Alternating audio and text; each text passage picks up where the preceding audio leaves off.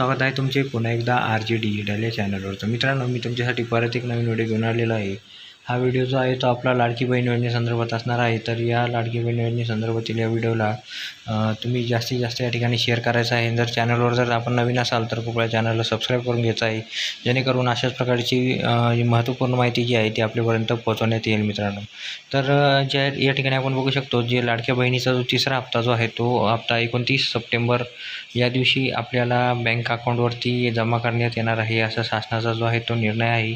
तर आता या ठिकाणी हे जे पैसे आहेत तर या ठिकाणी 4,500 रुपये कोणाला मिळणार आहेत आणि या ठिकाणी कोणाला 1,500 रुपये या ठिकाणी मिळणार आहे, याबद्दल आपण सविस्तर माहिती व्हिडिओमध्ये बघणार आहोत मित्रांनो। तर या ठिकाणी आपण जर ऑगस्ट महिन्यामध्ये जर 31 ऑगस्टपूर्वी जर या ठिकाणी अर्ज केलेला असेल तरच आपल्याला या ठिकाणी जो ऑगस्ट महिन्यामध्ये जर आपला अर्ज अप्रूव्ह झालेला असेल तरच या ठिकाणी तुम्हाला जे 4,500 रुपये आहेत ते मिळणार आहेत।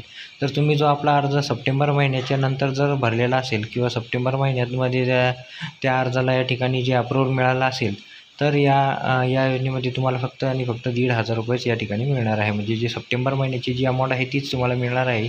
जुलै ऑगस्टची या ठिकाणी जी तुम्हाला पहिला आणि दुसरा टप्पा जो आहे तो या ठिकाणी मिळणार नाही।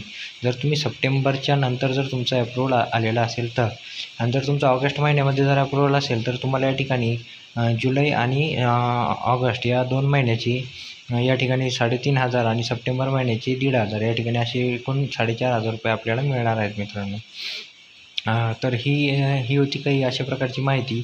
आणि त्याच्यानंतर तुम्हाला एक लक्षात ठेवायचं आहे, तुमचं जर आतासुद्धा जर तुमच्या बँक अकाउंटमध्ये या ठिकाणी DBT झालेलं असेल तर कृपया तुम्हाला ते लवकरात लवकर करून घ्यायचं आहे, जेणेकरून तुमचा जो आहे तो तिसरा हप्ता तुम्हाला मिळण्यास उशीर होणार नाही किंवा तुम्हाला या ठिकाणी काही गोष्टींना अडचण येणार नाही। तर हे आपल्याला एकदा कन्फर्म करून घ्यायचं आहे की जो आपला आधार आहे ते बँकेशी आपलं संलग्न आहे की नाही।